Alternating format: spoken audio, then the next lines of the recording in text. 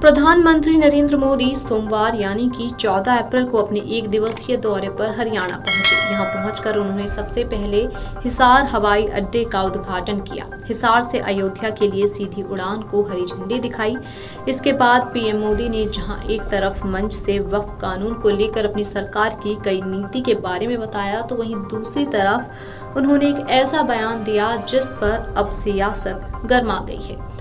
दरअसल उन्होंने कहा कि वक्फ की संपत्ति का अगर ईमानदारी से उपयोग हुआ होता तो मुसलमान नौजवानों को साइकिल का पंचर बनाकर जिंदगी नहीं गुजारनी पड़ती। उनके इस बयान से सियासी गर्माहट तेज हो गई है। इस बयान पर कांग्रेस और एआईएमआईएम चीफ असदुद्दीन ओवैसी का बयान भी सामने आया है और उन्होंने जोरदार हमला किया है। ओवैसी ने बयान का जवाब देते हुए एक्स पर लिखा कि मोदी ने कहा कि अगर वक्फ की संपत्तियों का ठीक से इस्तेमाल होता तो मुसलमान नौजवानों को पंचर नहीं बनाना पड़ता।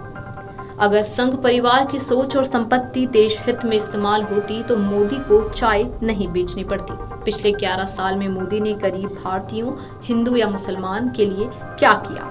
33% भारतीय बिना नौकरी और पढ़ाई के जी रही हैं। वक्फ की संपत्तियों के साथ जो हुआ है उसकी एक बड़ी वजह यह है कि वक्फ का कानून और प्रशासन हमेशा से कमजोर रखा गया था। मोदी का वक्फ संशोधन इसे और भी कमजोर कर देगा।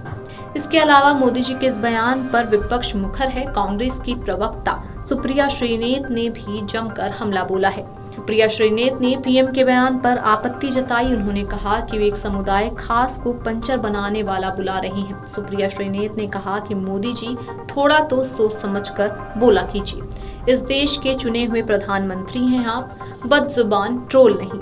बाबा साहेब की जयंती पर भी आपसे मर्यादा की उम्मीद करना बेमानी है।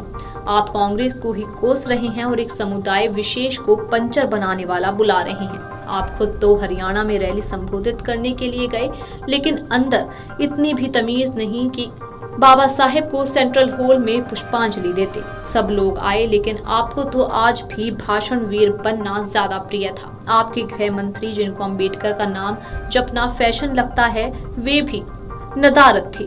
आइए अब आपको सुनाते हैं क्या कुछ बोली सुप्रिया श्रीनेत। मोदी जी थोड़ा तो सोच समझकर बोला कीजिए। इस देश के चुने हुए प्रधानमंत्री हैं आप, कोई बदजुबान दोरूपल्ली के ट्रोल थोड़े ही हैं।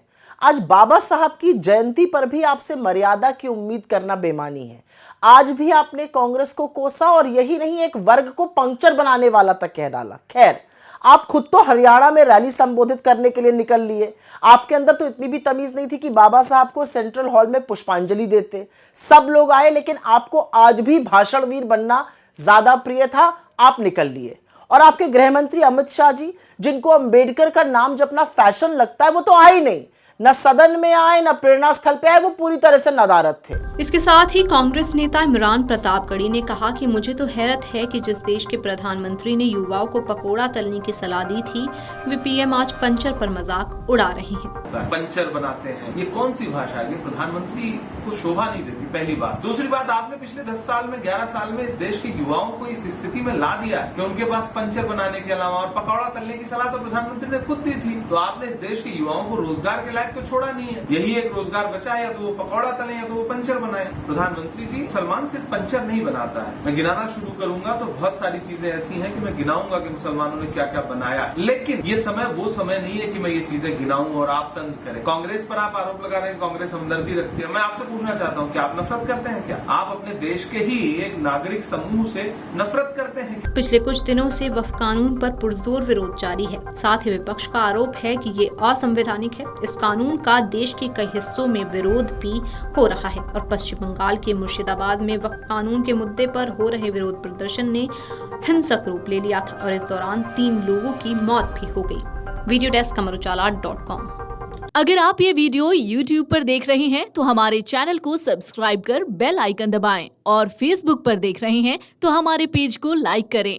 8 मिलियन प्लस सब्सक्राइबर, आपके इस भरोसे के लिए बहुत धन्यवाद।